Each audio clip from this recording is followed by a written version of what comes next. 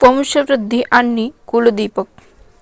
अथक प्रयत्न आणि सर्वोपचार करूनही संतान प्राप्तीच्या मार्गात वारंवार अदृश्य अडथळे निर्माण होत आहेत का? घराचे गोकुळ व्हावे ही आस अपूर्ण राहत आहे का? शास्त्राधार आणि प्रारब्ध. अनेकदा केवळ भौतिक आणि वैद्यकीय प्रयत्न पुरेसे ठरत नाहीत. जेव्हा विज्ञान थांबते तेव्हा प्राचीन धर्मशास्त्र आणि अनुष्ठाने आशेचा नवा किरण दाखवतात. प्रारब्धातील हे अडथळे दूर करणे शक्य आहे. प्रारब्धातील हे अडथळे दूर करणे शक्य आहे. उपायाचा चाहुल. संतती प्राप्त आणि कुलवृद्धीसाठी आपल्या पुराणांमध्ये एक अत्यंत प्रभावी अशा 50 दिवसाच्या विशेष शास्त्रोक्त अनुष्ठानाचा स्पष्ट उल्लेख आढळतो. हे केवळ कृती नसून एक सखोल साधन आहे.